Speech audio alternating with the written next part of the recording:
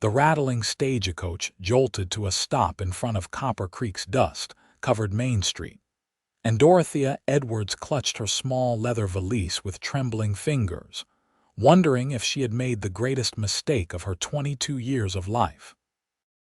Through the smudged window, she glimpsed the weathered buildings of what would now be her home, a far cry from the Boston society she had left behind, all for the promise of security in the arms of a wealthy cattle baron she had never met. The year was 1875, and like many women facing dwindling prospects in the East, Dorothea had answered an advertisement seeking a bride for one of the most prosperous men in the Wyoming territory. Augustus Blackwell had promised her a life of comfort, fine dresses, and social standing, everything her family's financial collapse had stripped from her. His letters had been formal, businesslike, but filled with promises of a grand house and servants to attend her every need. In her desperation, she had accepted, trading the last of her inheritance for a one-way ticket west. Copper Creek. "End of the line for this route, folks," the driver called, opening the door to the relentless heat of the late June afternoon. Dorothea stepped down gingerly, her traveling dress the finest she still owned immediately gathering a layer of dust at its hem. She squinted in the harsh sunlight, expecting to see Mr. Blackwell waiting to claim his bride. Instead, the handful of people milling about the station paid her little mind, and no well-dressed gentleman approached. Miss Edwards, a boy of perhaps 12, appeared at her elbow. "I'm Tommy. Mr. Blackwell sent me to fetch you. He's tied up with business at the ranch today, but says to tell you welcome to Copper Creek." Disappointment flashed through her, not even important enough for her future husband to greet in person. She nodded stiffly. "I see. And how are we to reach the ranch? Got a wagon just over yonder." The boy pointed to a weathered farm wagon with a single horse in harness.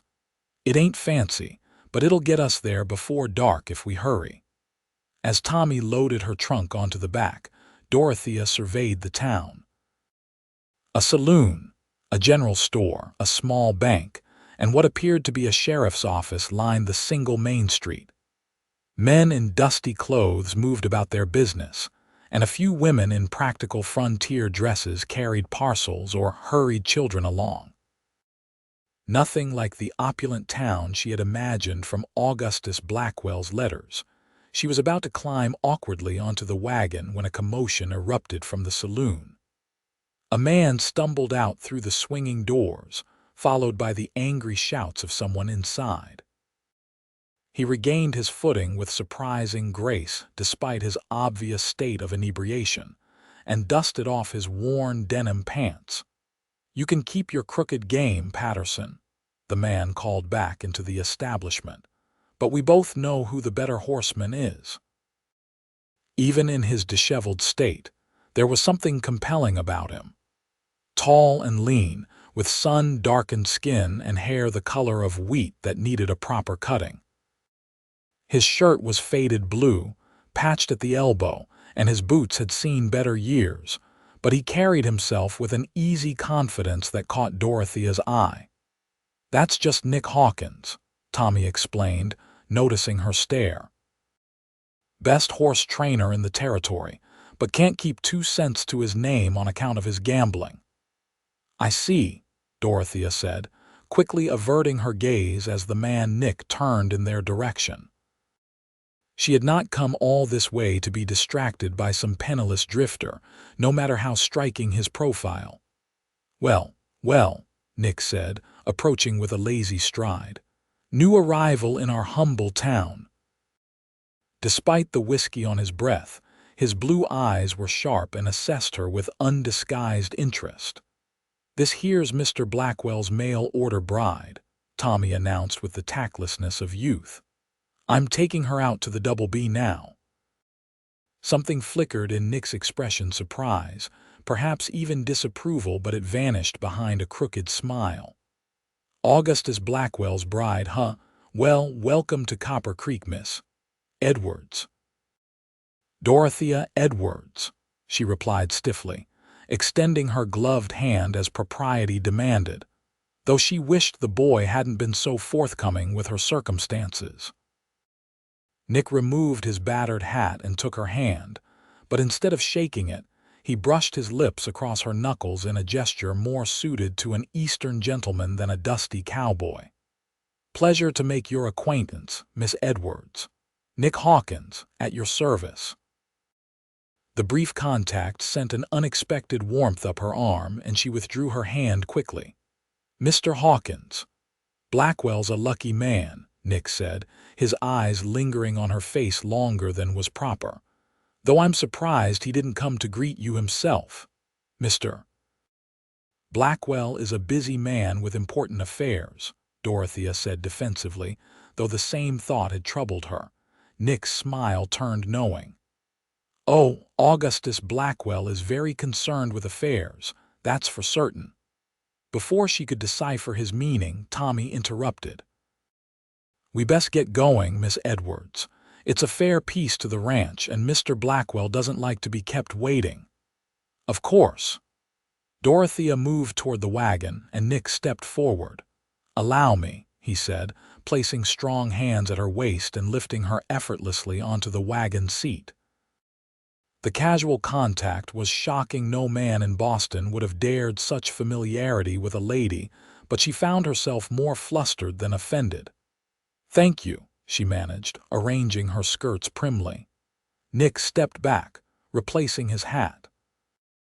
"Word of advice, Miss Edwards," he said, his voice dropping so only she could hear. "Things out west ain't always what they seem in fancy letters. Keep your eyes open." Before she could respond, he tipped his hat and sauntered back toward the saloon, leaving her puzzled and slightly unsettled.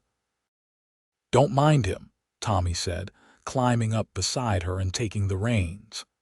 "Nick's got no love for Mr. Blackwell on account of some business between them last year. Some say Mr. Blackwell cheated him out of a prized stallion, but others say Nick lost it fair and square in a card game."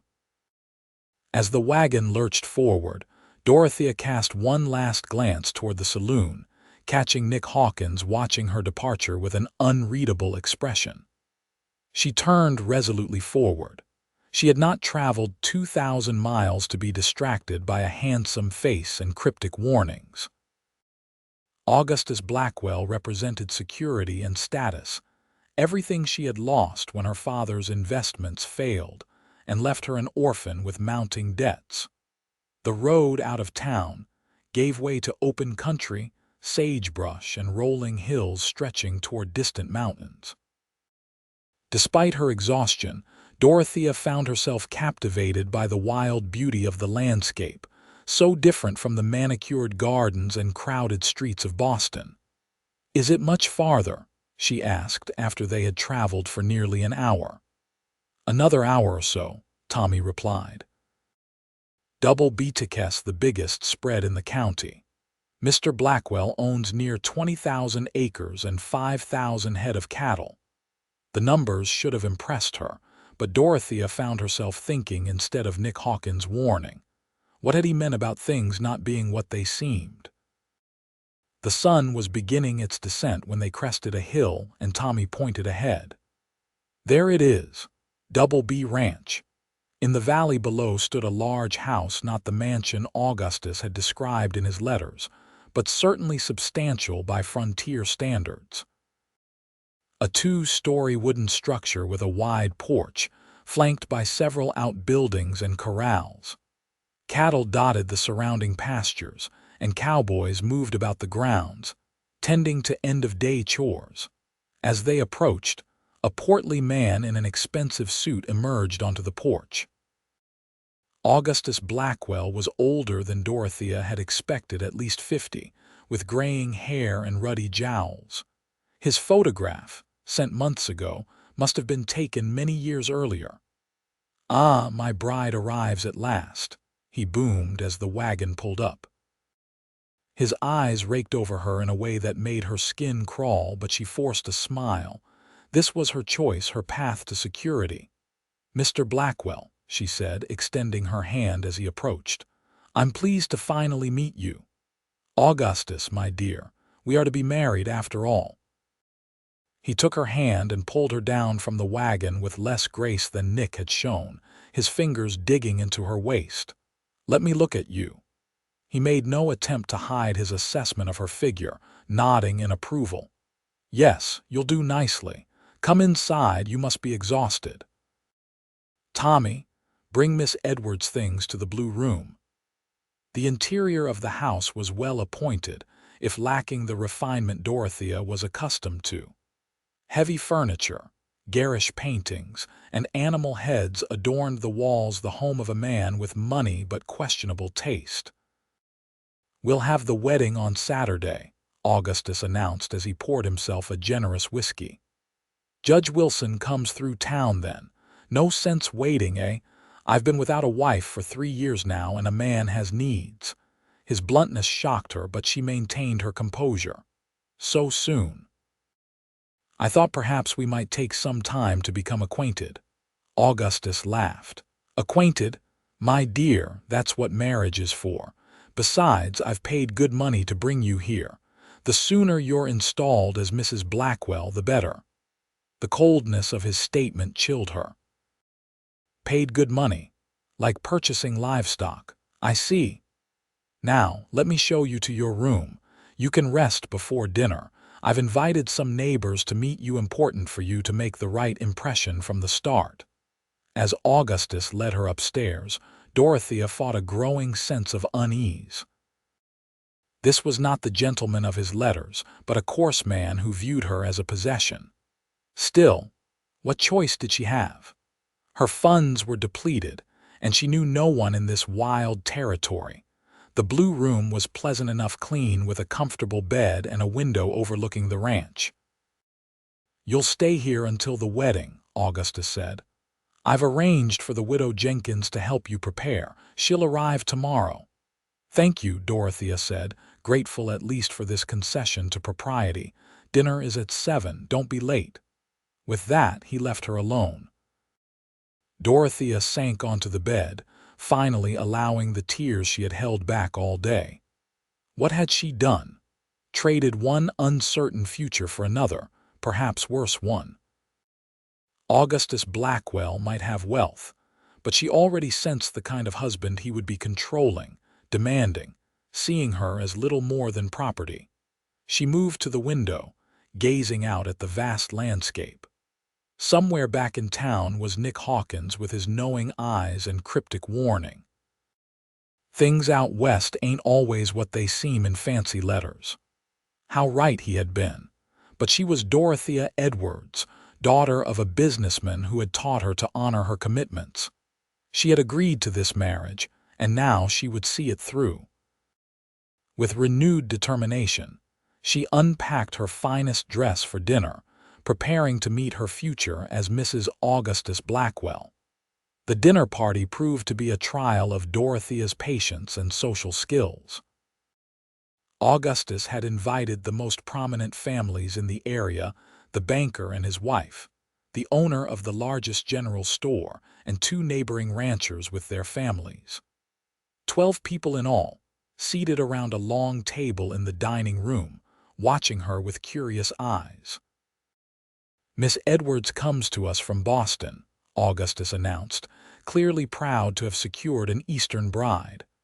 "A lady of refinement who will bring much-needed civilization to our humble community."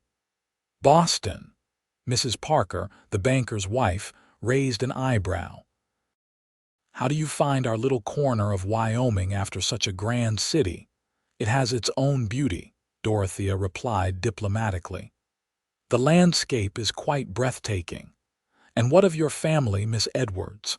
asked Mr. Simmons, one of the ranchers. "Do they approve of your arrangement with Blackwell here?" A hush fell over the table, and Dorothea felt Augustus stiffen beside her. The question bordered on impropriety, acknowledging the transactional nature of their engagement. "My parents are deceased," she said simply. "I have no immediate family." "A fortunate circumstance for Blackwell, wouldn't you say?" Simmons persisted with a knowing smile. No father or brothers to question his intentions. Augustus slammed his hand on the table. Now see here, Simmons. It was my decision to accept Mr. Blackwell's proposal, Dorothea interrupted smoothly. And I would appreciate it if my choices were respected. Her calm assertion seemed to impress the women at the table, though Simmons merely chuckled into his wine glass. As the evening progressed, Dorothea learned more about her future husband through the conversation around her than she had from his letters. Augustus Blackwell had come west 15 years earlier with nothing, built his ranch through shrewd, some implied ruthless business dealings, and was now one of the most powerful men in the county. His first wife had died in childbirth along with their infant son, and his second marriage had ended when his wife had fled back east after less than a year. This last piece of information, whispered to her by Mrs. Parker while the men smoked cigars on the porch, gave Dorothea particular pause. "Don't look so alarmed, dear," Mrs. Parker said, patting her hand. "Millicent Blackwell was a flighty thing not suited to ranch life at all. I'm sure you're made of sterner stuff." "Of course," Dorothea murmured, though the knot in her stomach tightened. When the guests finally departed, Augustus cornered her in the parlor, his breath heavy with whiskey. "You did well tonight. A proper lady just as advertised." "Thank you," she said, trying to edge toward the stairs. "If you'll excuse me, the journey has been exhausting." His hand shot out, grasping her wrist. "Not yet. I've waited months for you to arrive, Dorothea. Surely you can spare your future husband a few moments of affection." Before she could protest, he pulled her against him, his mouth descending on hers in a wet, whiskey-soaked kiss. His hands roamed possessively over her back and down to her hips, holding her firmly when she tried to pull away. "Mr. Blackwell, Augustus, please," she gasped when he finally released her mouth. "This isn't proper before our wedding," he laughed, a harsh sound. "Proper, my dear, you're a mail-order bride. I hardly think the usual proprieties apply." The casual cruelty of his words stung, but Dorothea kept her voice steady. "Nevertheless, I would prefer to wait until we are properly wed. As you said, it's only a few days." For a moment she thought he might force the issue, but then he released her with obvious reluctance. "Very well. But on Saturday night, you'll be my wife in every sense of the word." "Of course," she said, retreating toward the stairs. "Good night, Augustus." Once safely in her room, Dorothea leaned against the door, heart pounding. The encounter had confirmed her worst fears about the man she was to marry. Cold, possessive, viewing her as a purchased commodity rather than a partner. But what alternatives did she have?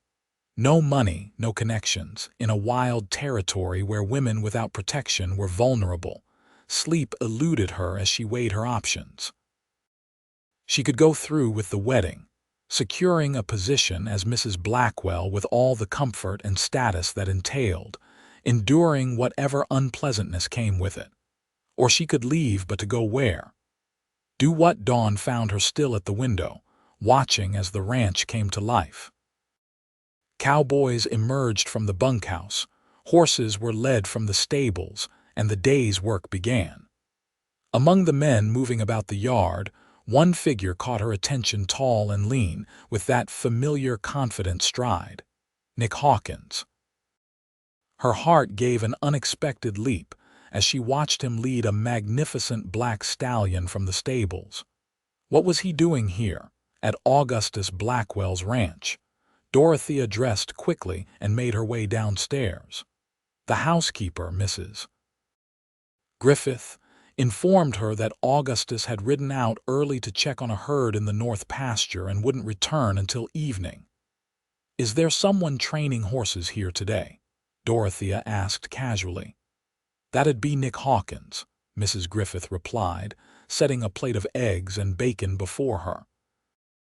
"Best horse trainer in 3 counties, though Mr. Blackwell only uses him when he has to."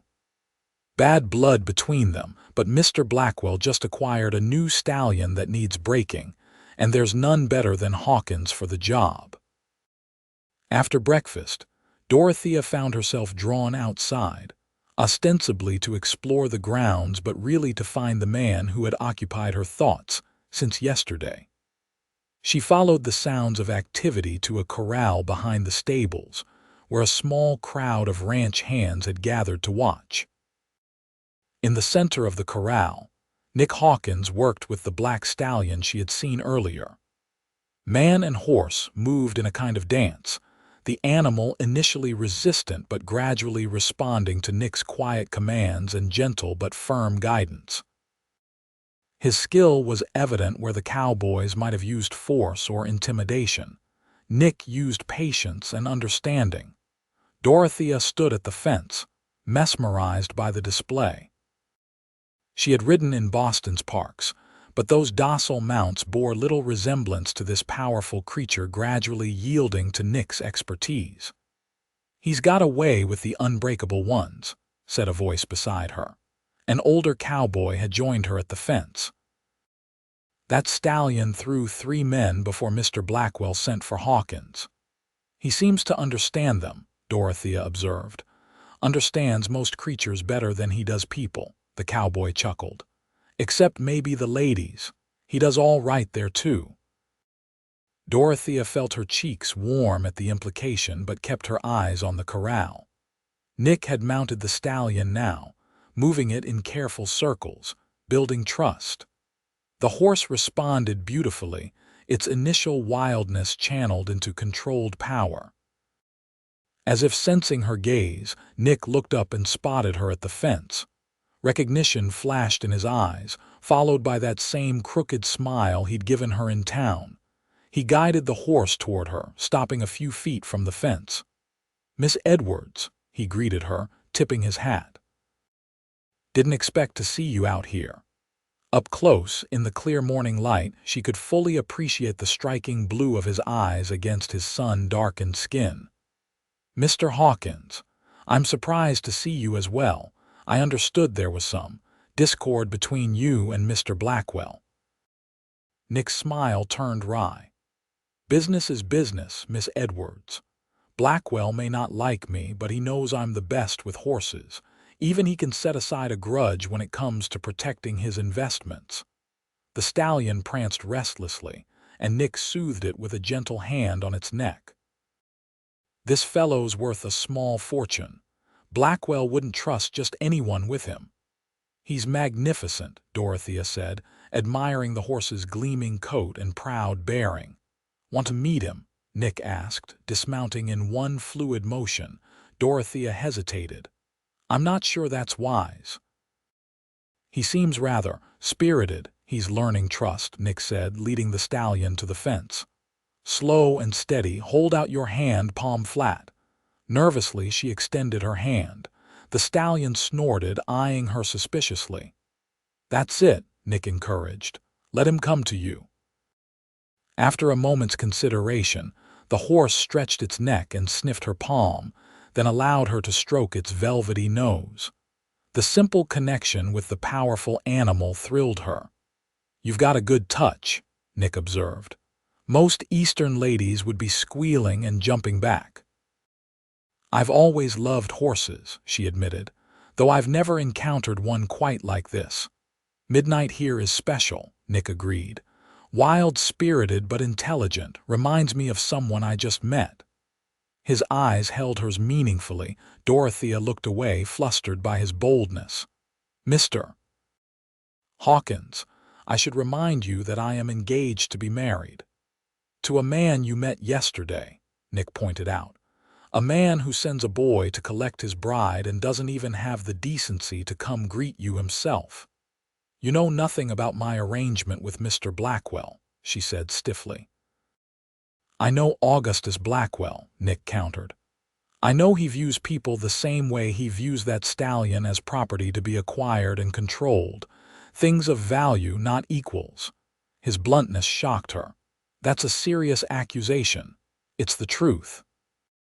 Ask anyone who's dealt with him, anyone, except those dinner guests he parades around to impress newcomers. Dorothea glanced around nervously, but the other ranch hands had drifted away, leaving them relatively private. "Why are you telling me this?" Nick's expression softened. "Because you deserve to know what you're walking into, Miss Edwards. Blackwell's not just seeking a wife, he's seeking a trophy, an ornament to display his success." "And what business is that of yours?" she challenged, though his words echoed her own misgivings. "None," he admitted with a disarming honesty. "Except I've got this troublesome habit of speaking up when I see someone about to make a mistake they might not be able to undo." Before she could respond, the ranch foreman called out, "Hawkins, that stallion's needed back in the stable." Nick nodded acknowledgement, then turned back to Dorothea. "I'll be here through Saturday, working with midnight. If you want to know more about the man you're planning to marry, I'm happy to tell you what I know." "That won't be necessary," she said primly, though uncertainty gnawed at her. Nick smiled as if he could read her thoughts. "The offer stands." He tipped his hat and led the stallion away, leaving Dorothea conflicted and troubled. She spent the remainder of the day exploring the ranch, meeting the staff, and trying to imagine herself as mistress of this domain. The widow Jenkins arrived as promised, a kindly woman who would serve as her companion until the wedding. She brought Dorothea's wedding dress, apparently ordered by Augustus months earlier, a frothy creation of satin and lace that was far more elaborate than Dorothea would have chosen. Mr. Blackwell was most specific about the design, Mrs. Jenkins explained as Dorothea tried it on. He wanted something worthy of displaying his bride. Displaying. The same word Nick had used, a trophy and ornament. That evening, Augustus returned in high spirits, bearing a gift, a diamond necklace that must have cost a small fortune. "For you to wear at the wedding," he said, fastening it around her throat, his fingers lingering on her skin. "I want everyone to see that Augustus Blackwell's wife has the finest of everything." The diamonds felt cold and heavy against her skin. "It's very beautiful," she said, forcing a smile. Though perhaps a bit ostentatious for a simple ranch wedding, his expression darkened. "There will be nothing simple about our wedding, Dorothea. I've invited 50 guests, the finest families in 3 counties. You'll wear the diamonds and you'll wear them proudly." "Of course," she acquiesced, recognizing the steel beneath his seemingly generous gesture. "I only meant, I know what's best," he cut her off. "You'll learn that soon enough." His tone softened marginally. "Now tell me how you spent your day. I hope you found everything to your satisfaction." She described her exploration of the house and grounds, carefully omitting her encounter with Nick Hawkins. Augustus seemed pleased by her interest in the ranch operations, though he made it clear her role would be confined to the house and social obligations. "A woman's place is managing the household, not concerning herself with cattle and horses," he said dismissively. "I have men for that." "Of course," she said again, that phrase becoming her shield against his pronouncements. "Though I would like to learn to ride properly." "The countryside is so beautiful." Augustus frowned. "Riding alone isn't appropriate for a lady of your standing. Perhaps occasionally, with me as escort, we might take a sedate ride around the property." His controlling nature became more apparent with each conversation, and Dorothea found herself retreating into polite agreement while inwardly resisting his dictates. This was not the partnership she had hoped for, even in her most practical moments of accepting this arrangement. The next morning, Dorothea rose early, before Augustus was awake. She dressed in her simplest skirt and blouse and slipped out to the stables, drawn by an impulse she didn't fully understand.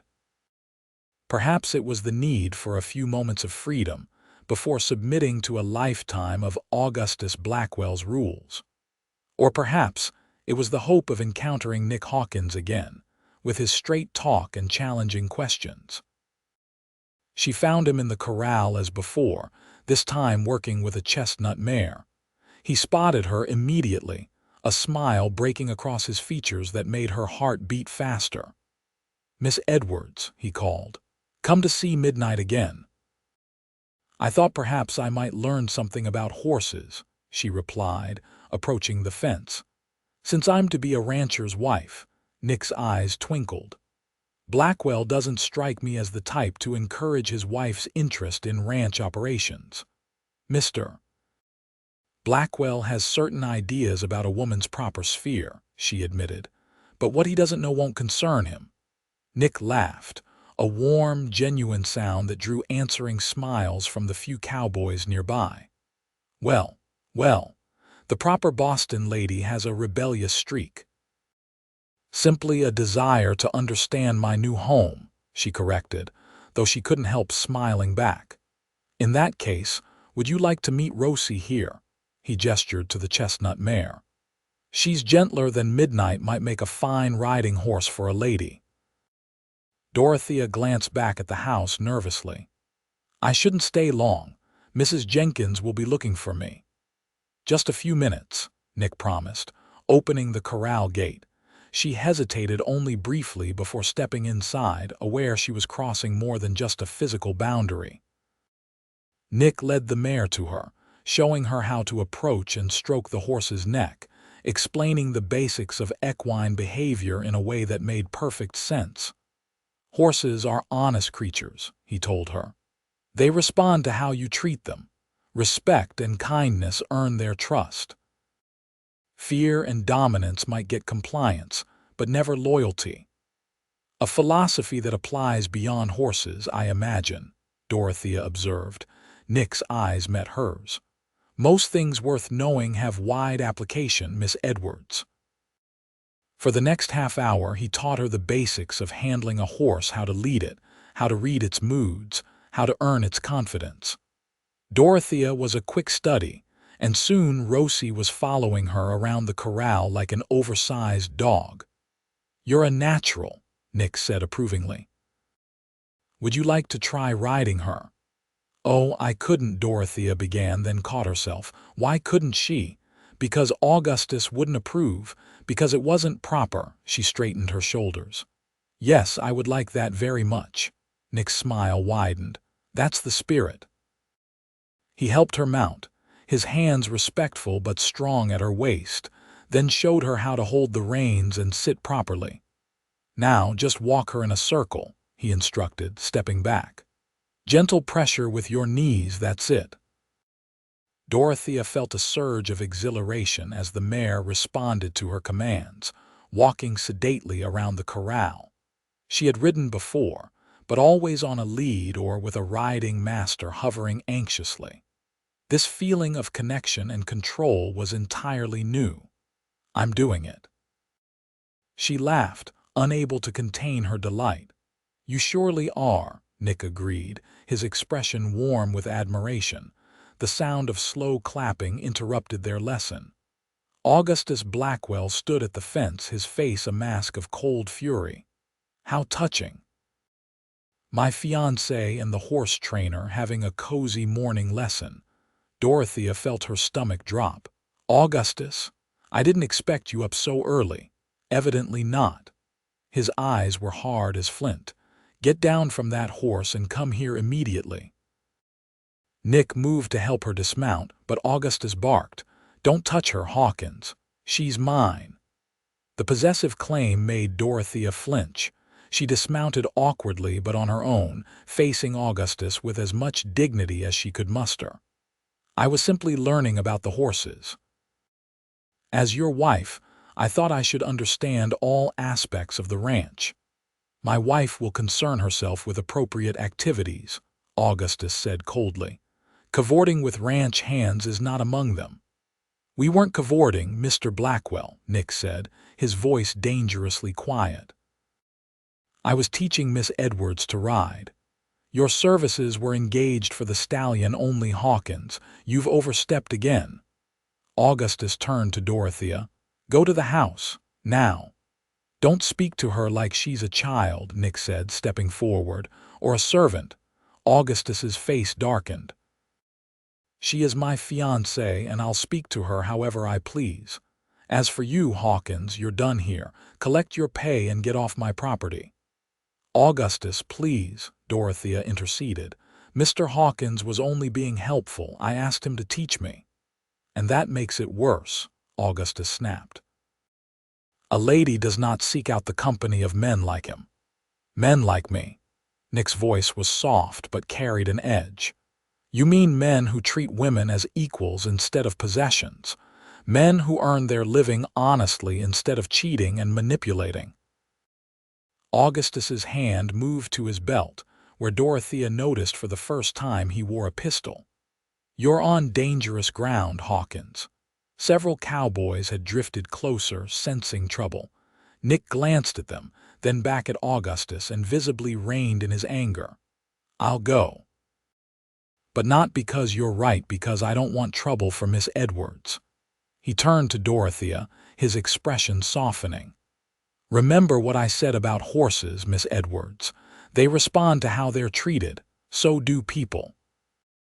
With that, he strode toward the stables, leaving Dorothea alone with Augustus's wrath. Inside, Augustus ordered again, gripping her elbow painfully as he steered her toward the house. In the study, he closed the door with ominous restraint. Would you care to explain what you were thinking? I was thinking I should learn about ranch life, Dorothea said, fighting to keep her voice steady. There was no impropriety. Impropriety? Augustus laughed harshly. You were alone with a man, a known gambler and troublemaker engaged in physical activity, dressed like a farmhand's daughter. What would your Boston society friends call that? I would call it a riding lesson, she countered. And I am no longer in Boston society, as you well know. No, you're in my world now, he said, advancing on her. And in my world, a woman's reputation is her most valuable asset. Do you think I want a wife who's the subject of ranch gossip? Nothing happened to gossip about, Dorothea insisted. It doesn't matter what happened. It matters what people think happened. He ran a hand through his hair in frustration. I've built everything I have from nothing, Dorothea. Do you understand? Everything. My reputation, my standing, it's all I have. And I won't have it tarnished by a wife who can't behave with proper decorum. The real issue became clear, not concern for her reputation, but for his own. Dorothea squared her shoulders. I apologize if my actions reflected poorly on you. It won't happen again. See that it doesn't. He stepped closer, his anger morphing into something more possessive as he traced her cheek with his finger. You're to be my wife, Dorothea. Mine. I don't share what's mine. She forced herself not to flinch from his touch. I understand. Good. He stepped back, his manner becoming businesslike again. The dressmaker is coming this afternoon for your final fitting. Mrs. Jenkins will help you prepare. I expect you to be the perfect bride on Saturday, understand? No more. Incidents? Yes, Augustus. After he left, Dorothea sank into a chair, trembling with reaction. The encounter had revealed Augustus Blackwell's true nature more clearly than any warning could have. The control, the possessiveness, the quick anger, all wrapped in a veneer of concern for propriety. Was this truly the man she would pledge herself to in 2 days' time? And then there was Nick Hawkins, now banished from the ranch because of her. A man who spoke to her as an equal, who encouraged rather than restricted, who saw her as a person rather than a possession. A man who had nothing to offer but his honest labor and that infectious smile. She pressed her hands to her face, overwhelmed by the choice before her. Security and status with a controlling husband, or what? The alternative wasn't even clear. She had no money, no connections, nowhere to go. The rest of the day passed in a blur of wedding preparations. The dressmaker made final adjustments to her gown. Mrs. Jenkins discussed the ceremony details, and a stream of deliveries arrived for Saturday's celebration. Augustus remained coolly polite, his earlier anger submerged but not forgotten. That night, alone in her room, Dorothea sat at the window watching the stars over the Wyoming landscape. Somewhere out there was Nick Hawkins, perhaps in town at the saloon, perhaps on the trail to another job. She found herself wondering what his life was like, free, unencumbered, answering to no one but himself. Such freedom was not an option for a woman alone, especially one with no resources. Yet the thought of binding herself to Augustus Blackwell for a lifetime suddenly seemed unbearable. "There must be another way," she whispered to the night sky, but no answer came. Friday dawned bright and clear, the day before her wedding. The ranch was a flurry of activity as preparations accelerated. Dorothea moved through it like a ghost, going through the motions, responding appropriately when spoken to, but feeling increasingly detached from the proceedings. Augustus was occupied with business matters, for which she was grateful. In the afternoon, a commotion in the yard drew her to the window. A wagon had arrived carrying Mrs. Parker and several other ladies from town. "A small gathering in your honor," Mrs. Jenkins explained. "A chance for the ladies to welcome you properly before tomorrow's festivities." Dorothea forced a smile and went down to greet them. The women had brought gifts, embroidered linens, preserves, handcrafted items for her new home. Their kindness was genuine, and Dorothea found herself warming to them despite her inner turmoil. As they sat in the parlor with tea and cake, the conversation turned inevitably to marriage and Augustus Blackwell. "You're fortunate to have caught Augustus's eye," Mrs. Parker said. "Many local girls have tried and failed. He's quite particular." "Yes, he seems to know exactly what he wants," Dorothea agreed diplomatically. "And is determined to have it," added Mrs. Simmons, the rancher's wife, with a meaningful look. Mrs. Jenkins cleared her throat nervously. "More tea, ladies," but Mrs. Simmons wasn't deterred. "I hope you'll forgive my frankness, Miss Edwards, but as someone who's lived out here for 20 years, I feel I should speak plainly. Augustus Blackwell is a powerful man in these parts. That can be a blessing or a curse for his wife." An uncomfortable silence fell over the room. Dorothea set down her teacup. "I would value your perspective, Mrs. Simmons." The older woman nodded. "A ranch wife's life is hard enough with a good partner. With one who views you as property, it can be unbearable." "Martha," Mrs. Parker exclaimed. "Really, such talk on the eve of the wedding." "Better the eve than the morning after," Mrs. Simmons replied firmly. "Miss Edwards comes from back east. She has no family here to protect her interests." Dorothea's heart pounded. "Are you suggesting Mr. Blackwell would mistreat me?" Mrs. Simmons chose her words carefully. "I'm suggesting that Augustus Blackwell is accustomed to absolute control over his domain. His last wife fled in the dead of night after 6 months of marriage. There were rumors about her condition when she left." Mrs. Jenkins stood abruptly. "This is most inappropriate, Mr. Blackwell would be furious if he heard such gossip in his own home." "And that, my dear," Mrs. Simmons said to Dorothea, "is precisely my point." The gathering dispersed soon after, the atmosphere strained by Mrs. Simmons's frankness. As the women were leaving, Mrs. Simmons pressed a folded note into Dorothea's hand. "Should you need assistance for any reason," she murmured, then was gone. Alone in her room, Dorothea unfolded the note. It contained a simple message. "Hawkins has a cabin by Miller's Creek. North Road, 3 miles past the Split Oak." Her hands trembled as she read it. Why would Mrs. Simmons give her Nick Hawkins's location? Did everyone see something she had been blind to? Doubt consumed her as she paced the room. Everything she had learned about Augustus Blackwell in the past 3 days contradicted the image she had formed from his letters. cold where she had expected warmth, controlling where she had hoped for partnership, viewing her as a possession rather than a person. When Augustus summoned her to dinner, she went down with leaden feet. He was in high spirits, talking expansively about the wedding, about plans for expanding the ranch, about the social standing they would enjoy as the premier couple in the county.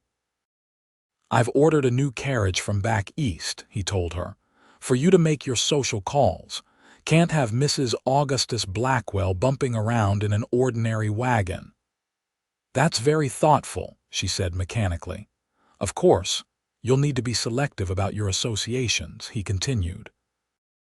"The Parkers are acceptable and the Wilsons, but the Simmons woman has a sharp tongue and questionable loyalty." Dorothea froze. Had he somehow learned of Mrs. Simmons's warning? "I found Mrs. Simmons to be quite direct but honest." Augustus's eyes narrowed. "Honesty without discretion is just rudeness.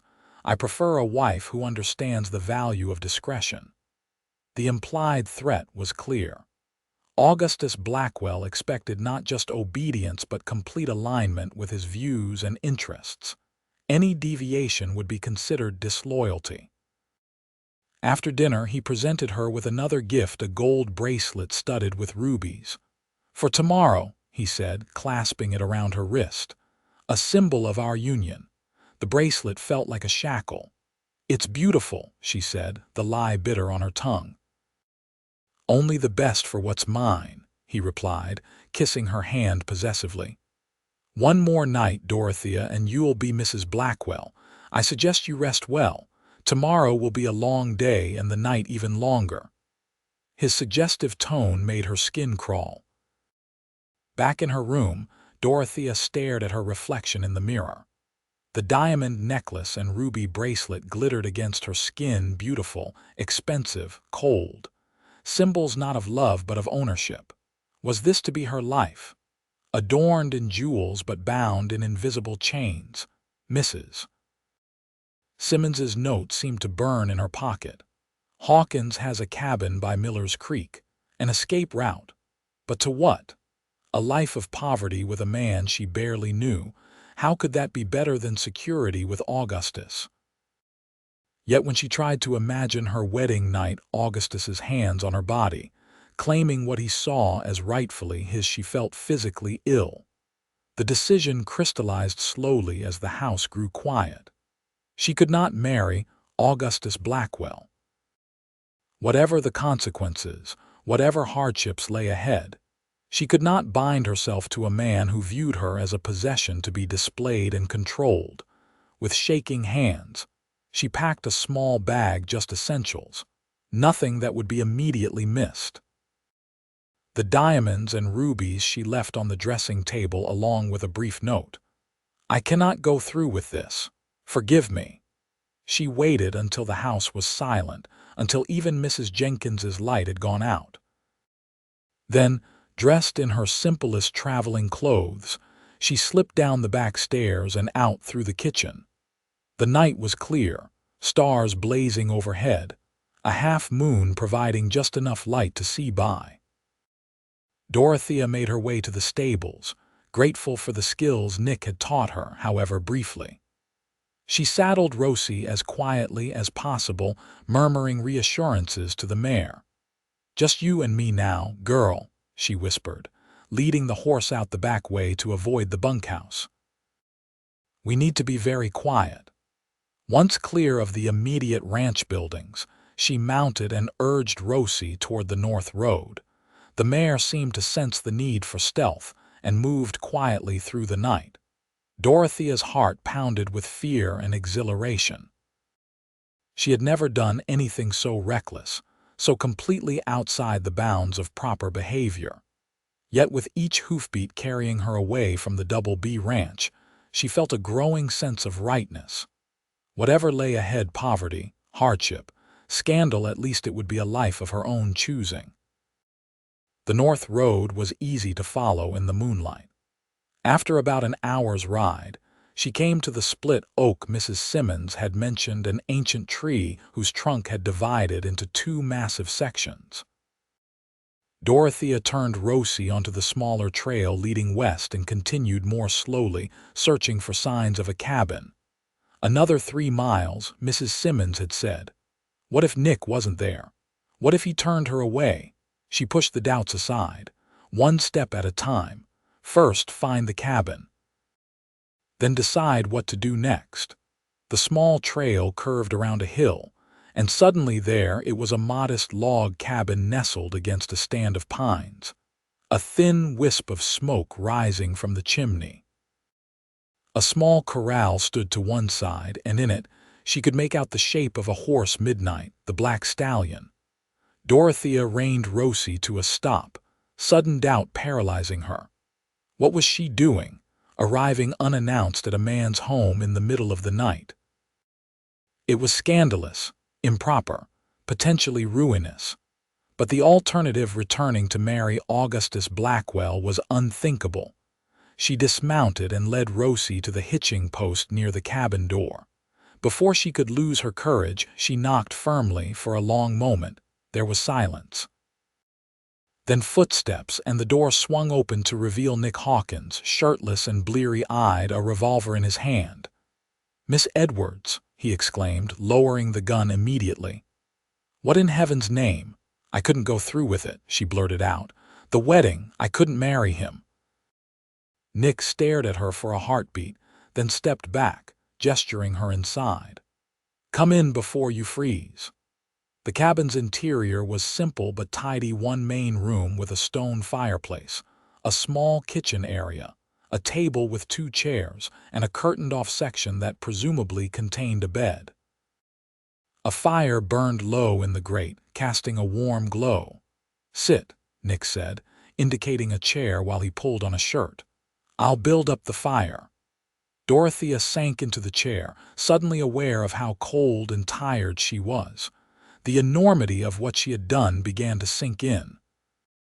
She had fled in the night, abandoned her fiancé on the eve of their wedding, ridden alone through wilderness to the home of a man she barely knew. "What happened?" Nick asked, stoking the fire before sitting across from her. The simple question unleashed a torrent. Dorothea found herself telling him everything: Augustus's controlling behavior, the warnings from Mrs. Simmons, her growing realization that she would be nothing more than a possession in her marriage. "I couldn't do it," she concluded, tears finally spilling over. "I couldn't bind myself to him for life." Nick listened without interruption, his expression grave. When she finished, he rose and poured her a small measure of whiskey. "Drink this. It'll help with the chill." She took a sip, grimacing at the burn but welcoming the warmth that spread through her chest. "I have nowhere to go," she admitted. "Mrs. Simmons gave me your location, but I have no right to impose." "You're not imposing," Nick said firmly. "I'm glad you came here instead of trying to make it to town alone. Blackwell will have men searching by dawn." The reality of her situation hit her anew. "He'll be furious." "Yes, he will." Nick didn't sugarcoat it. "But he's also proud. Being jilted publicly will sting worse than losing you. My guess is he'll claim he discovered some flaw in your character and called it off himself." "That would be a mercy," Dorothea said. "But what am I to do now? I have no money, no connections here." Nick studied her thoughtfully. "Do you have family back east who might take you in?" "Distant cousins who made it clear they had no room for a penniless relation," she said bitterly. "That's why I answered Augustus's advertisement in the first place. And now you're free of him, but with no resources and a powerful enemy." Nick ran a hand through his hair. "Not an easy situation, Miss Edwards. Please call me Dorothea," she said. "After fleeing to your home in the middle of the night, formality seems rather pointless." That drew a smile from him. "Dorothea, then, and I'm Nick." An awkward silence fell between them. The impropriety of their situation was inescapable: an unmarried woman alone with a man in his home in the middle of the night. In Boston, her reputation would be beyond salvage. Here in Wyoming, the consequences could be even more dire. You should take the bed, Nick said, breaking the silence. I'll sleep by the fire. Tomorrow we can figure out a plan. I can't put you out of your bed, she protested. You're not putting me out of anything. I've slept rougher places than my own floor. His tone brooked no argument. There's a basin and pitcher behind the curtain if you want to wash up. Grateful for his practical approach, Dorothea retreated behind the curtain. The small sleeping area contained a narrow bed, neatly made, and a chest of drawers with a basin and pitcher atop it. Simple, functional, masculine like Nick himself. She washed her face and hands, then sat on the edge of the bed, exhaustion finally catching up with her. Through the curtain, she could hear Nick moving about, settling himself by the fire. In the span of a few hours, she had upended her entire future, fleeing from a loveless marriage into complete uncertainty. Yet despite the precariousness of her situation, a sense of peace settled over her. For the first time since arriving in Wyoming, she felt she could breathe freely. Whatever challenges lay ahead, at least she faced them on her own terms, not as Augustus Blackwell's ornamental wife. She lay down fully clothed atop the blankets, intending only to rest for a moment. Sleep claimed her instantly. Dorothea awoke to the aroma of coffee and the sound of quiet movement. For a moment, she was disoriented, the unfamiliar surroundings confusing her. Then memory flooded back her midnight flight, the arrival at Nick's cabin, the uncertain future that awaited her. Sunlight streamed through the small window beside the bed, suggesting it was well into morning. She sat up, smoothing her rumpled clothes and hair as best she could before pushing aside the curtain. Nick stood at the small stove, frying bacon in a cast-iron skillet. He turned at her movement, offering a smile that somehow eased her embarrassment. "Good morning. Thought you might need the sleep." "What time is it?" she asked, noting he was already dressed for the day in clean denims and a fresh shirt. "Just past 9. He poured coffee into a tin mug and handed it to her. Blackwell's wedding was set for 11, wasn't it? Yes. The realization that she should have been preparing for her wedding at this very moment struck her forcibly. He'll know I'm gone by now. Nick nodded, sliding bacon onto 2 plates and adding some biscuits. Probably has men searching already. We need to talk about what happens next. They sat at the small table, the domesticity of sharing breakfast at odds with the gravity of their situation. Dorothea found she was ravenous despite her anxiety and ate gratefully. "I've been thinking," Nick said after they had eaten in companionable silence for a few minutes. "Blackwell's a proud man. Having his bride flee on the wedding day is a public humiliation he won't easily forgive." "I know," Dorothea said quietly. "I've made an enemy. A dangerous one," Nick agreed. "He'll want to find you if only to ensure you can't tell tales about him." Fear clutched at her heart. "Do you think he would harm me?" Nick considered his words carefully. "I think Augustus Blackwell believes he owns whatever he pays for, and he paid to bring you here as his bride." The implication was clear. In Augustus's mind, she had stolen something that belonged to him herself. "What can I do?" she asked, forcing down her rising panic. "I have no money for a ticket back east, even if I could reach a train without being caught." Nick toyed with his coffee mug, his expression thoughtful. "There are a few options, none perfect.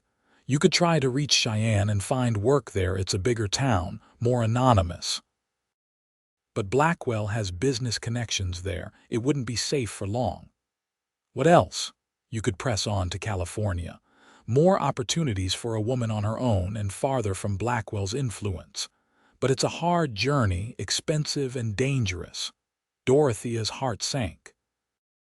Every option seemed to involve considerable risk and hardship.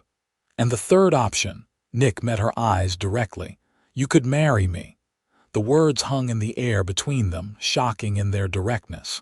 Dorothea stared at him, certain she had misheard. "I beg your pardon." "Marry me," Nick repeated, his voice steady though a flush had crept up his neck. "Today. As Mrs. Hawkins, you'd have a measure of protection Blackwell wouldn't dare violate openly. A husband has legal rights a jilted fiancé doesn't." "But we barely know each other," Dorothea stammered. "And you can't possibly want what I want," Nick interrupted, "is to help you. And this is the most practical way I can think of." "A marriage of convenience," she said, trying to process his suggestion, "if you want to call it that." Nick's eyes held hers. "Though I wouldn't be offering if I didn't admire you greatly, Dorothea. Your courage, your spirit riding out alone in the night rather than sell yourself to a man like Blackwell. That takes a special kind of bravery." His genuine admiration touched her deeply. "But your life you'd be binding yourself to a woman you barely know, taking on responsibility for my safety, my welfare." "I'm offering, not being forced," he pointed out. "And it needn't be permanent. Once Blackwell loses interest or moves on, if you wish to dissolve the marriage and make your own way, I wouldn't stand in your path."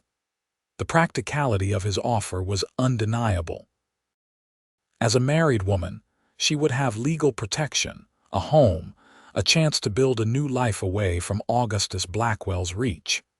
Yet the idea of entering another hasty marriage, even to someone as honorable as Nick seemed to be, gave her pause. "Would we be? That is, would you expect?" She couldn't bring herself to articulate the question. Nick's expression softened with understanding. "I would expect nothing from you that you weren't freely willing to give, Dorothea.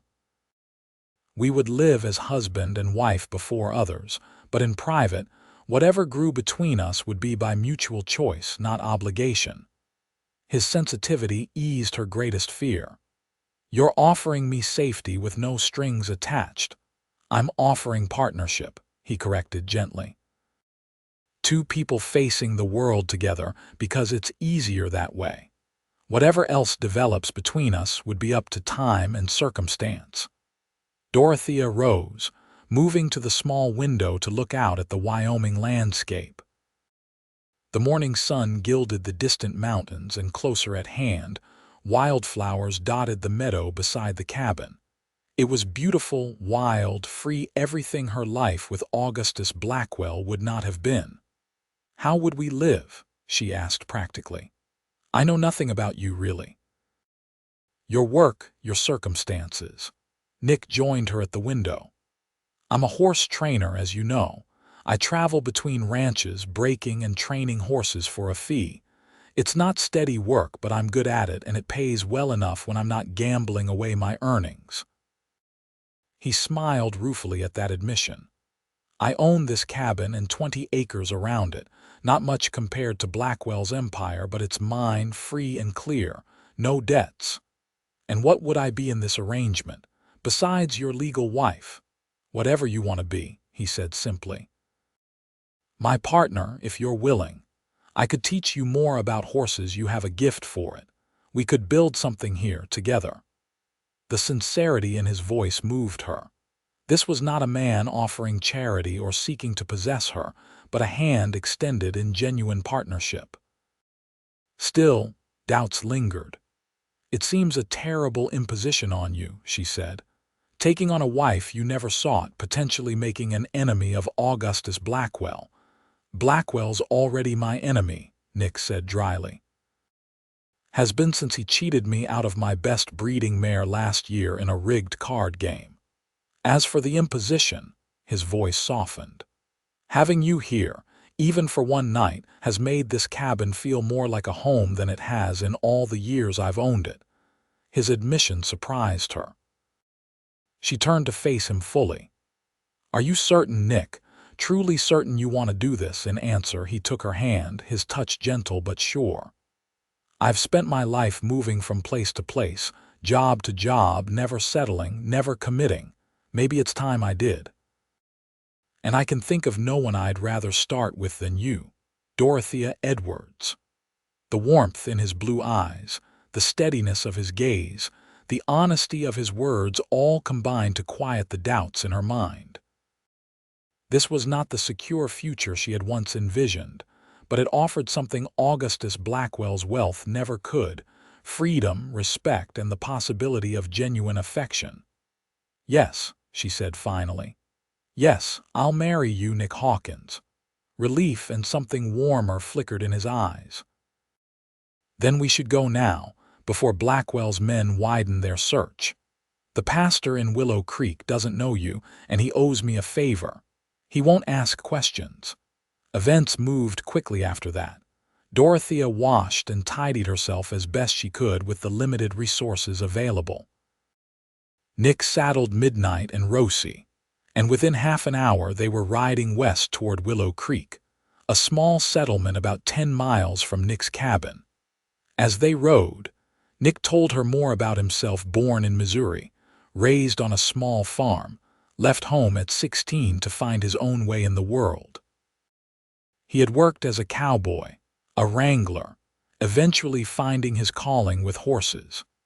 He spoke openly of his faults: a tendency to gamble when bored, a restlessness that had prevented him from settling anywhere for long, a quick temper that had gotten him into scrapes. "But I'm trying to do better," he told her. "This past year, I've been saving more than spending, building something lasting at the cabin. Maybe I was waiting for a reason to truly settle down." His honesty was refreshing after Augustus's carefully curated self-presentation. Dorothea found herself sharing her own story, in return her comfortable upbringing in Boston. Her father's financial ruin and subsequent death from heart failure, her mother's passing 6 months later, and her desperate decision to become a mail-order bride rather than rely on the reluctant charity of distant relatives. "I've never really had to fend for myself," she admitted. "I may not be much use to you as a partner." "You're stronger than you know," Nick said with surprising conviction.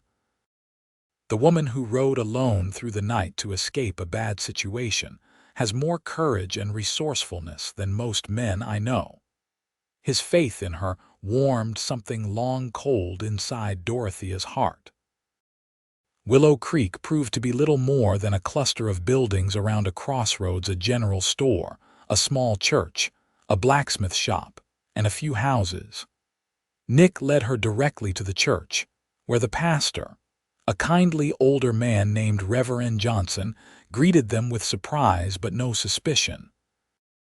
"Nick Hawkins. Twice in 1 month must be a record," he joked before noting Dorothea's presence. "And who might this young lady be?" "Dorothea Edwards," Nick introduced her.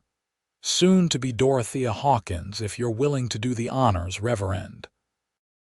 The pastor's eyebrows rose, but he asked no awkward questions, merely nodded and invited them inside. "Any particular reason for the haste?"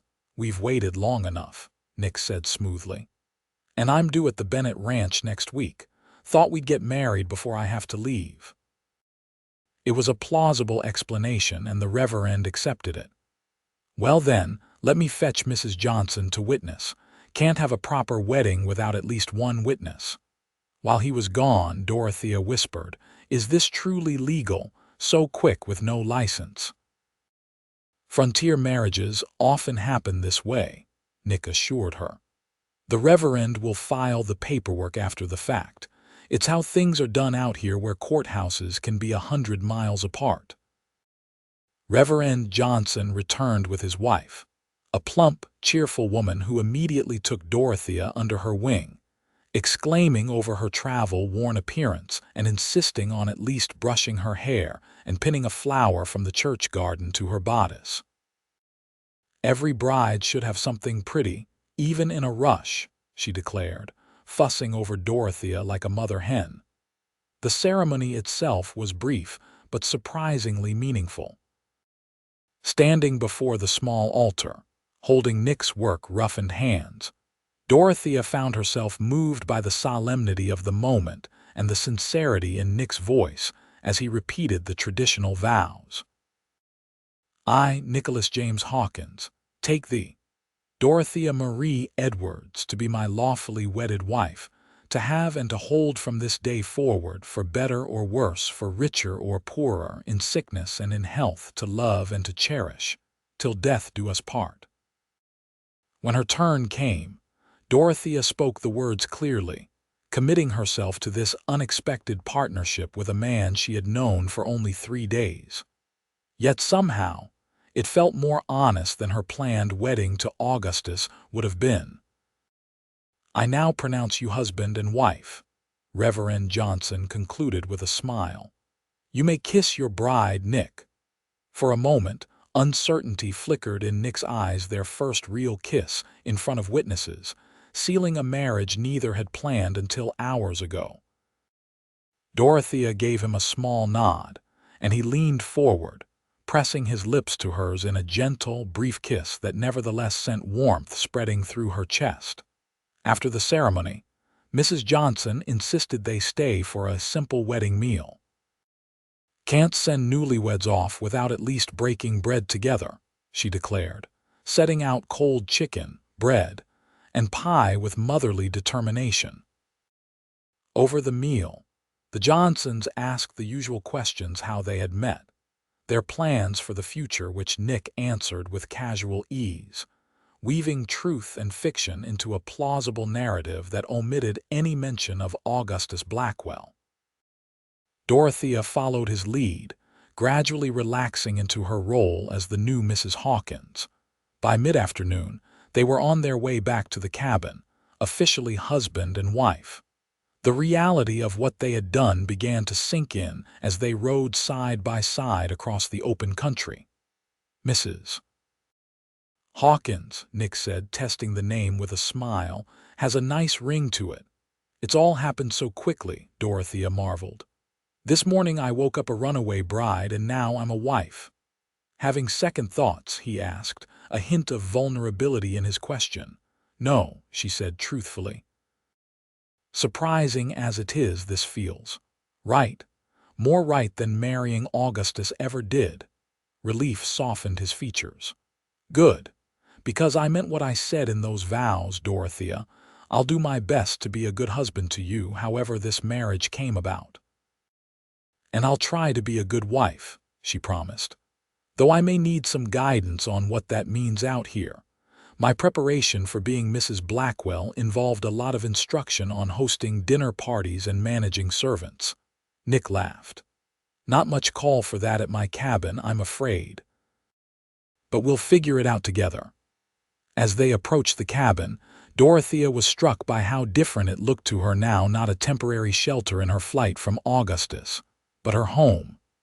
Small, simple, but hers to share with the man who had offered her safety and respect when she needed it most. Nick helped her down from Rosie, his hands lingering at her waist a moment longer than necessary. "Welcome home, Mrs. Hawkins." The tenderness in his voice brought unexpected tears to her eyes. "Thank you for everything." He led the horses to the corral while Dorothea went inside, seeing the cabin with new eyes. It was clean but sparse, clearly a bachelor's dwelling with minimal comforts. If she was to make a life here, there were changes she could make: curtains for the windows, perhaps a tablecloth, better organization of the kitchen area. When Nick came in, he found her assessing the space with a practical eye. "It's not much," he said apologetically, misreading her expression. "But I can make improvements. It's a good home," she assured him. "Just needs a woman's touch here and there." "Whatever you want to do, it's yours to change," he said, and she knew he meant it. Unlike Augustus, who had dictated every aspect of her future role, Nick was offering her true partnership. The rest of the day passed in domestic collaboration. Nick chopped firewood while Dorothea organized the kitchen and prepared a simple supper from his supplies. They worked together easily, finding a natural rhythm despite their brief acquaintance. As night fell, however, the awkwardness they had both been avoiding came to the fore. "There was only one bed. I'll sleep by the fire," Nick said immediately, sensing her discomfort. "You take the bed." But you're tired too, Dorothea protested. And it's your bed. Our bed, he corrected gently. But I meant what I said this morning. Nothing happens between us that you don't freely choose. For tonight, you take the bed and I'll take the floor. We have time to figure out the rest. His consideration touched her deeply. In Boston society, a husband's rights over his wife's body were considered absolute.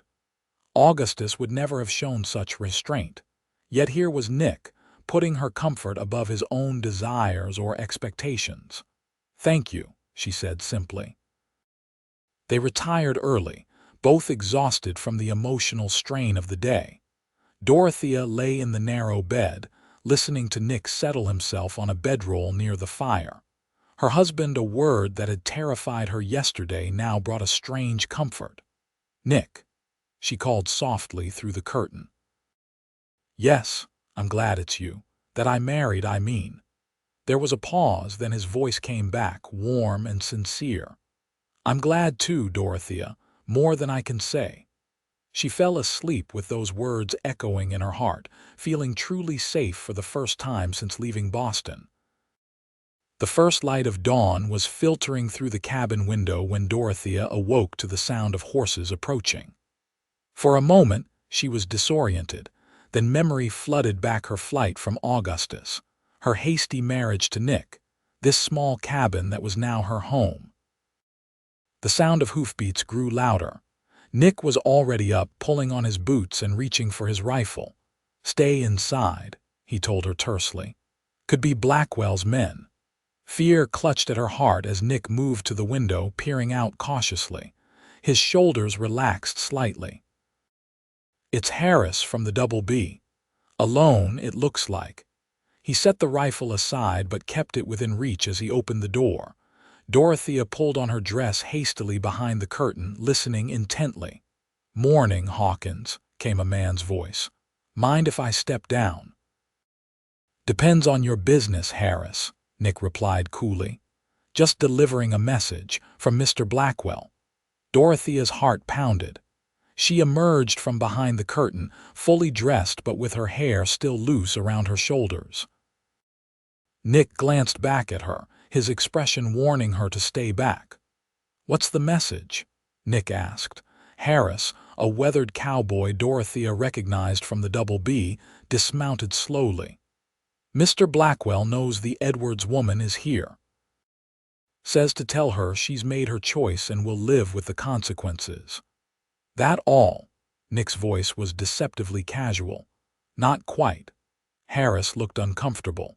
"He says to tell you that your training services won't be required by any ranch in the county from now on. He's seen to that." Nick's jaw tightened, but he showed no other reaction. "Blackwell doesn't control every ranch in Wyoming." "No, but he controls enough." Harris shifted his weight. "There's more. Miss Edwards left behind some jewelry, valuable pieces.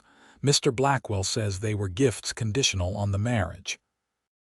Since she broke the agreement, he considers them payment for his troubles." "They're welcome to him," Dorothea said, stepping forward despite Nick's warning look. "I never wanted his gifts." Harris nodded, acknowledging her presence for the first time. "Madam, Mr. Blackwell also said to inform you that he's written to your relatives in Boston, advising them of your situation. Said they should know what kind of woman you turned out to be." The deliberate cruelty of this last message hit Dorothea hard. Augustus knew her distant cousins had only reluctantly agreed to house her after her parents' deaths. By painting her as scandalous and immoral, he was ensuring she could never return east, even if she had the means.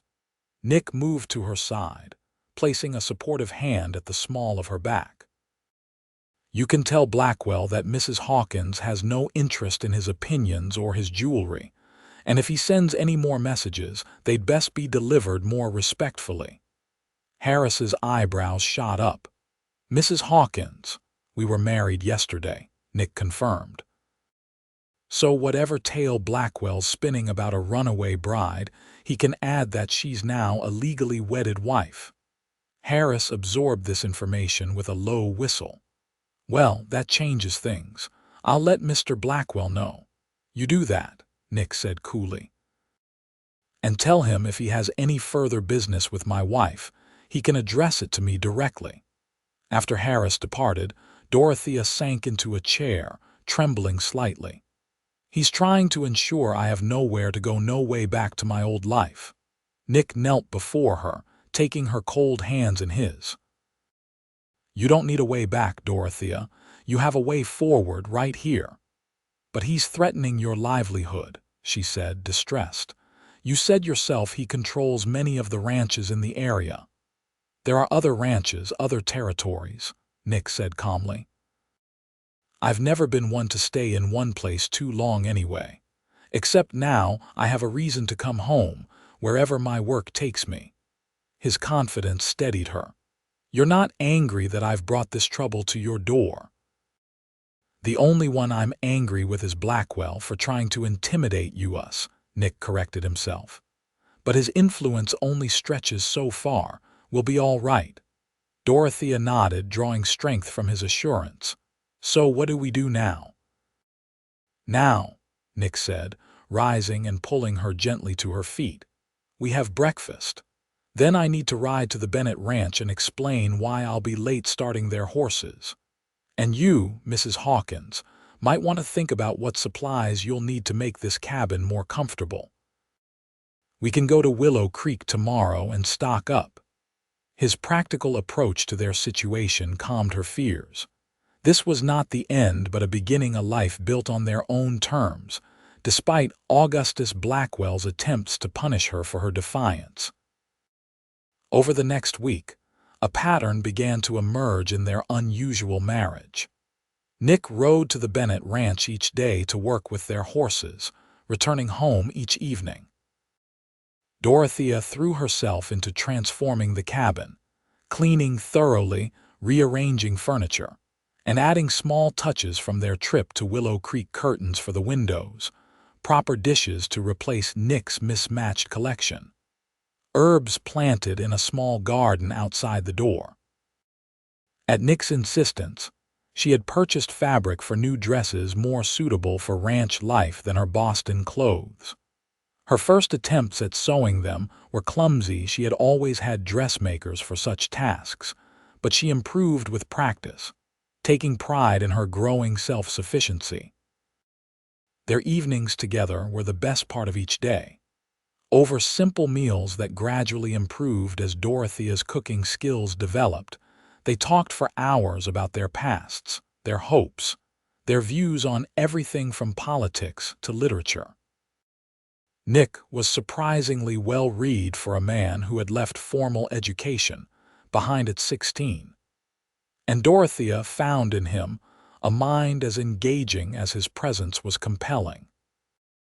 They still maintained their separate sleeping arrangements, Nick on a bedroll by the fire, Dorothea in the bed, but the initial awkwardness between them had faded, replaced by a growing comfort in each other's company. One evening, about 10 days after their hasty wedding, Nick returned with news. Bennett offered me a longer contract, he told her over dinner. He's impressed with my work with their problem horses, wants me to stay on for at least 2 months, training all their young stock. That's wonderful, Dorothea said, genuinely pleased for him. He's not concerned about Augustus's influence, Nick grinned. Bennett and Blackwell have been at odds for years. I think he's hiring me partly just to spite Augustus. So you'll take it, if you're all right with it, Nick said, his expression growing more serious. It means I'll be gone all day, every day. The Bennett Ranch is a fair ride from here. His consideration, asking her opinion rather than simply informing her of his decision, touched Dorothea deeply. Of course I'm all right with it. It's good work, and we need the income. Nick studied her face. You've been alone a lot this past week. I don't like leaving you here with no company. I'm fine, she assured him. I have plenty to do, and I'm enjoying making the cabin more livable. You've worked wonders, he acknowledged, glancing around at the transformed space. But there's more to life than housework. I was thinking, how would you feel about coming with me to the Bennett Ranch occasionally? Mrs. Bennett mentioned she'd like to meet you, and they have some gentle horses you might practice your riding on." Dorothea brightened at the prospect. "I'd like that very much." And she hesitated, then pressed on. "I've been thinking. You mentioned once that I have a good way with horses. Maybe you could teach me more about training them. Not the breaking part, but the gentling afterward." Nick's face lit up with genuine pleasure. "You're interested in learning horse training?" "I am," she said, surprised by her own certainty. "When you were working with Rosie that day at the Double B, something just clicked for me. I felt a connection I've never experienced before."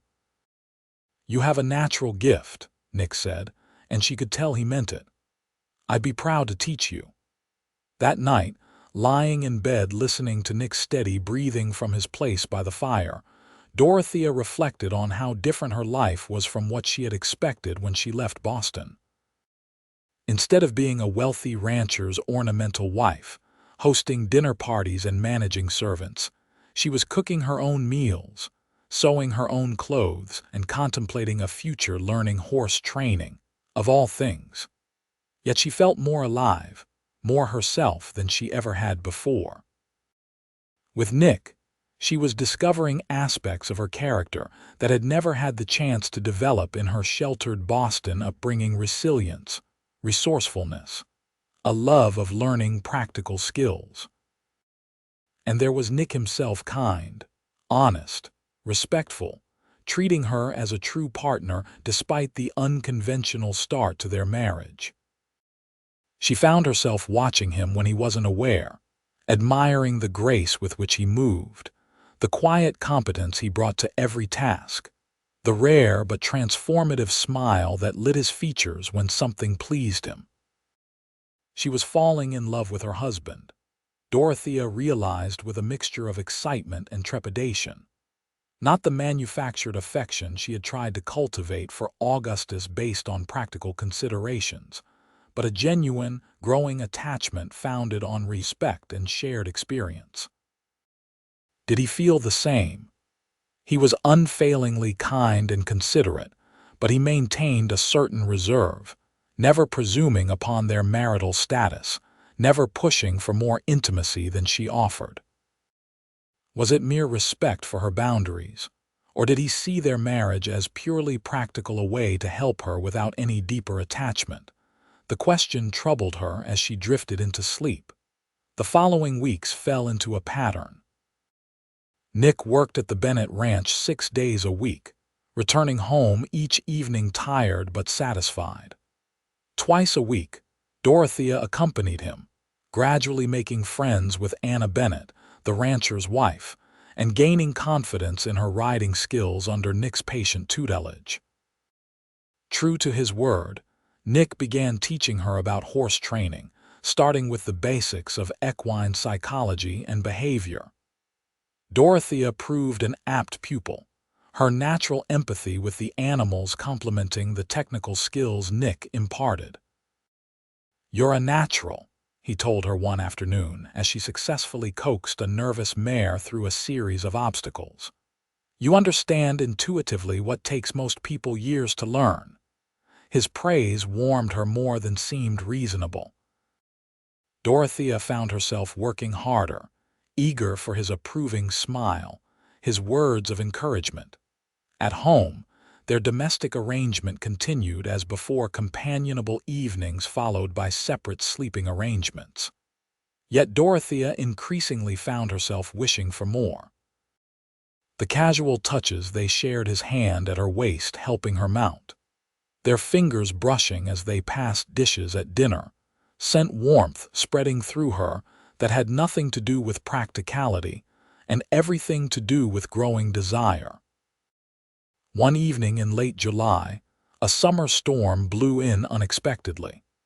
Nick had not yet returned from the Bennett Ranch, and Dorothea paced the cabin anxiously as lightning split the sky and rain lashed the windows. When he finally arrived, he was soaked to the skin and shivering. "Nick," she cried, helping him inside, "you're freezing." "Storm caught me halfway home," he managed through chattering teeth. "Midnight nearly bolted when lightning struck a tree not 20 yards away." Dorothea moved with swift efficiency, helping him out of his wet clothes and wrapping him in a blanket while she stoked the fire to blazing. She heated water for coffee, adding a splash of whiskey from the bottle he kept for medicinal purposes. "Drink this," she ordered, pressing the steaming mug into his hands. "Then a hot bath. I'll heat more water." He looked up at her with surprise and something warmer. "You've become quite the capable ranch wife, Dorothea Hawkins." "Someone has to take care of you," she replied, busying herself with heating bath water to hide the blush his words provoked. When the bath was ready, a metal tub in front of the fire, screened by a blanket hung from the ceiling for privacy, she left him to soak while she prepared a simple but hearty stew. By the time he emerged, dressed in dry clothes with his damp hair curling against his neck, color had returned to his face. "Better?" she asked, ladling stew into bowls. "Much." He joined her at the table, his expression thoughtful. "You know, when I first suggested this marriage, I thought I was doing you a favor. But these past weeks, I've realized I'm the one who benefited most." Dorothea looked up, surprised. "How do you figure that, coming home to a warm cabin instead of a cold, empty one? Meals shared instead of eaten alone, someone to talk to laugh with." His voice softened. "Someone who cares if I get caught in a storm." The naked emotion in his eyes made her heart race. "I do care, Nick, very much." Something shifted in the air between them, the comfortable companionship deepening into something more charged. Nick reached across the table, taking her hand in his. "Dorothea, I need to say something, and I hope it doesn't make things awkward between us." He took a deep breath. "This marriage may have started as a practical arrangement, but my feelings for you have become anything but practical." Her breath caught. "What are you saying?" "I'm saying I've fallen in love with you," he said simply. "Not out of duty or circumstance, but because you're the most remarkable woman I've ever known. Brave, kind, intelligent, beautiful inside and out." Joy surged through her, but caution made her hesitate. "Are you certain? We've only known each other a short time." "Some things you just know," Nick said, his thumb tracing circles on her palm. "I knew it that first day in town, when you stepped down from the stagecoach looking like you'd wandered into a foreign country. I knew it when you stood up to Blackwell at the corral. I knew it every night watching you sleep behind that curtain, wanting to be closer but respecting the boundaries we set." Dorothea's eyes filled with tears. "I've been falling in love with you too," she admitted. "But I was afraid you saw our marriage as nothing more than a kindness to a woman in trouble." Nick stood, drawing her to her feet and into his arms. "Is this how you comfort all women in trouble?" he asked softly, before lowering his mouth to hers. Unlike their brief, ceremonial kiss at their wedding, this kiss was deep, tender, exploring. Dorothea melted into him, her arms twining around his neck as she responded with growing passion. Nick groaned softly, pulling her closer, one hand tangling in her hair while the other pressed against the small of her back. When they finally broke apart, both were breathless. "I love you, Dorothea Hawkins," Nick murmured against her lips. "Not because you're my wife on paper, but because you've become the other half of my heart." "And I love you," she whispered back. "Not because you rescued me, but because you truly saw me when no one else did." That night, for the first time, they shared the narrow bed behind the curtain, their marriage becoming complete in every sense. In Nick's tender, passionate lovemaking, Dorothea discovered yet another facet of the partnership they were building, a physical connection as deep and satisfying as their emotional one. Afterward, lying in the circle of his arms with her head on his chest, listening to the steady beat of his heart, Dorothea marveled at the journey that had brought her here. She had come west seeking security through marriage to a wealthy man, only to find true richness in the arms of a man whose material possessions were few, but whose capacity for love was boundless. "What are you thinking?" Nick asked, his fingers tracing lazy patterns on her bare shoulder. "That I'm the wealthiest woman in Wyoming," she replied, pressing a kiss to his chest. I think you've mistaken me for someone else," he teased. "I believe it was Augustus Blackwell who owned half the county." "And who measures wealth only in acres and cattle," Dorothea said. "I prefer to measure it in happiness, in freedom, in love freely given and received." Nick tightened his arms around her. "By that measure, Mrs. Hawkins, we are indeed rich beyond counting." As summer gave way to fall, their life together blossomed. Nick's contract with the Bennett Ranch was extended, providing steady income that allowed them to make improvements to the cabin and its surroundings. Dorothea's skills with horses grew under Nick's tutelage, and she began to assist him with the gentling phase of training, showing a particular talent for working with nervous or mistrustful animals. Augustus Blackwell remained a shadow in the background of their happiness. True to his threat, he had blacklisted Nick with several of the larger ranches in the immediate area. But Bennett's endorsement opened doors with other ranchers who valued skill over politics, and by October, Nick had more work offers than he could accept. "Bennett wants me to take on his neighbor's horses next," he told Dorothea one evening as they sat on the porch watching the sunset paint the distant mountains. "And the Sherman place after that. Word's getting around about our work." "Our work?" Dorothea questioned, pleased but surprised. "Of course," Nick said, squeezing her hand. "Everyone who's seen you with the horses talks about your gift. Mrs. Bennett told her sister you have horse magic, whatever that means." Dorothea laughed. "Hardly magic, just patience and the excellent teaching of my husband." "It's more than that," Nick insisted. "You have an instinct I can't teach, and I've been thinking." He hesitated, suddenly nervous. "What is it?" she prompted. "I've been thinking we could expand our operation here, build a proper training corral, maybe a small stable. Take in horses for specialized training. With your touch for the troubled ones and my breaking skills, we could build something unique." Dorothea's heart swelled at the vision he painted: a true partnership, building a business together based on their complementary skills. "I'd love that, Nick." "Truly? It would mean less traveling for me," he continued, warming to his subject. "More time here working together, and eventually—" He took a breath. "Eventually, maybe we could think about expanding our family too." The tentative hope in his voice made Dorothea turn to face him fully. "You want children. With you, more than anything," he admitted. "But only if you do too, and only when you're ready."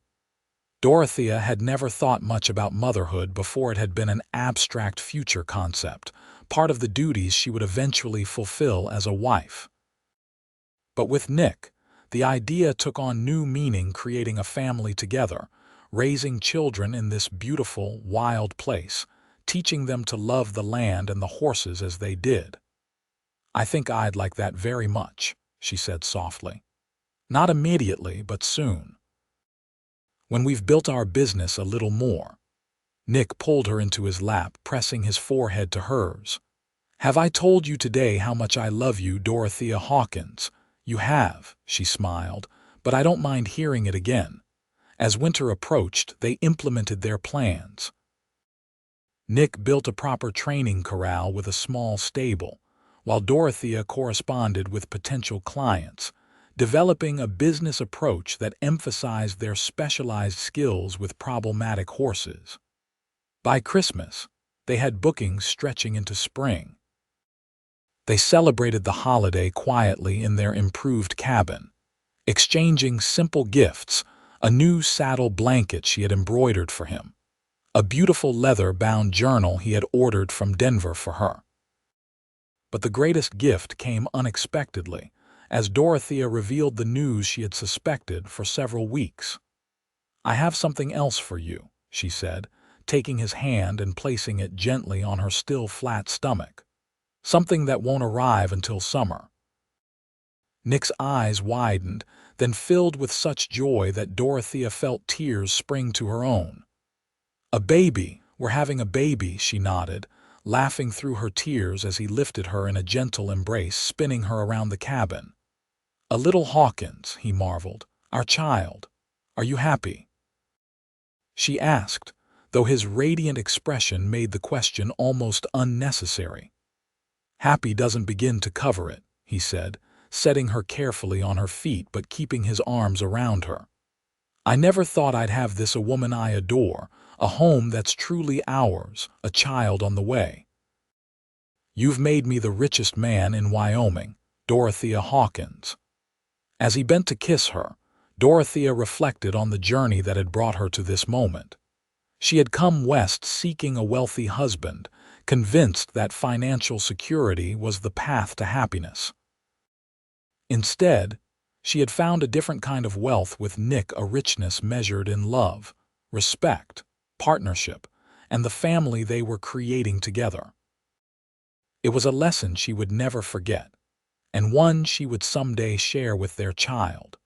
True wealth was not found in possessions or status, but in the bonds forged with those who saw your true value and loved you for exactly who you were. And by that measure, Dorothea and Nick Hawkins were wealthy beyond compare. 5 years later, Dorothea stood at the fence of their largest training corral, watching with pride as Nick worked with a spirited black stallion remarkably similar to Midnight, now retired to stud and father to several promising colts. The Hawkins ranch had grown steadily, their reputation for rehabilitating problem horses spreading far beyond Wyoming territory. They now employed 2 young wranglers and had recently built a second cabin to house clients who came from as far as Denver to consult on difficult cases. "Mama, look at Papa." 4-year-old James tugged at her skirt, his blue eyes so like his father's wide with admiration as Nick guided the stallion through a complex series of maneuvers. "I see him, sweetheart," Dorothea said, lifting the boy for a better view. On her hip, 2-year-old Sarah babbled happily, pointing at the horses with chubby fingers. "I'm gonna train horses just like Papa when I grow up," James declared with the certainty of childhood. "I'm sure you will," Dorothea agreed, kissing his tousled hair. "You've already got a good start." It was true. Both children seemed to have inherited their parents' affinity for horses. Even Sarah, barely talking in complete sentences, could identify different horses by name and temperament.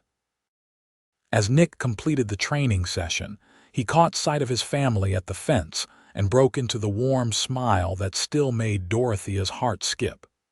He said something to the wrangler assisting him, then jogged over to them. "There's my favorite audience," he said, lifting James from Dorothea's arms and swinging him up onto his shoulders, then leaning in to kiss Sarah's cheek and finally, Dorothea's lips. "What did you think of Thunder's progress?" "He's coming along beautifully," Dorothea assessed professionally. "Another week, and he'll be ready for me to work with him on those anxiety issues." Their partnership had evolved into a seamless system. Nick handled the initial breaking and basic training. Then Dorothea took over for the psychological aspects, helping horses overcome fear, aggression, or distrust. Together, they had saved dozens of valuable animals from being destroyed due to behavioral problems. "Mr. Reynolds arrived while you were working," Dorothea informed him. "I've put him in the guest cabin. He brought that mare he wrote about, the one that attacks any man who comes near her." Nick whistled. "Sounds like your specialty, not mine." "That's what I told him," she agreed with a smile.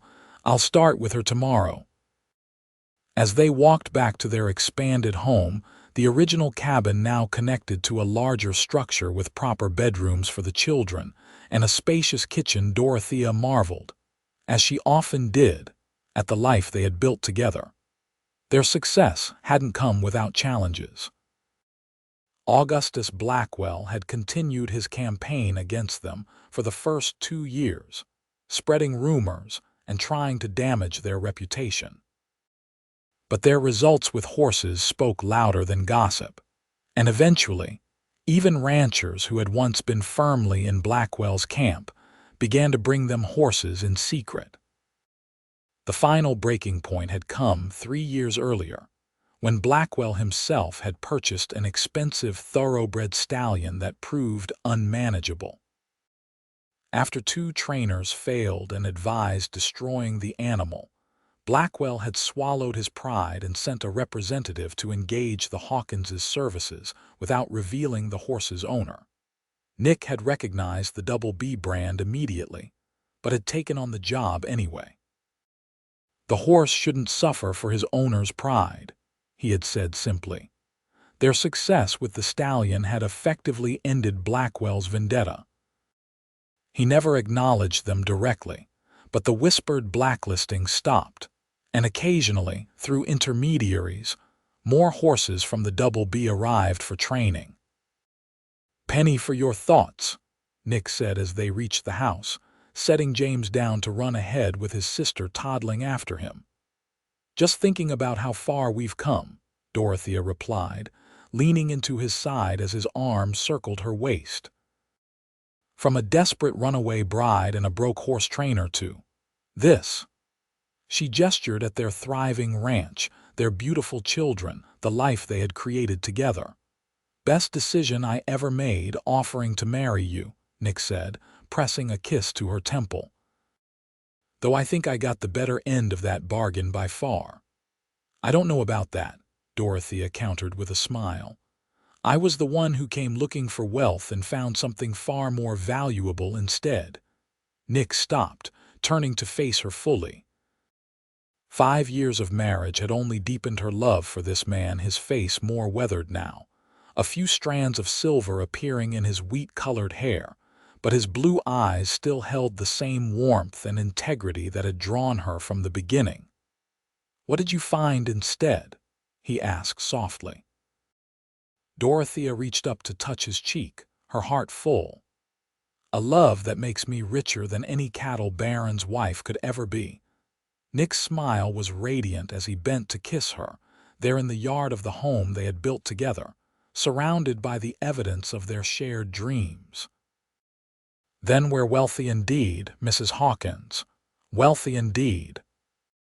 And as their children's laughter rang out from the porch, as the horses nickered in the corrals that represented their livelihood, as the setting sun painted the sky in colors no amount of money could buy, Dorothea knew with absolute certainty that she had found the richest kind of love, one built on respect, partnership, and the freedom to become her truest self in the arms of a man who valued her for exactly who she was.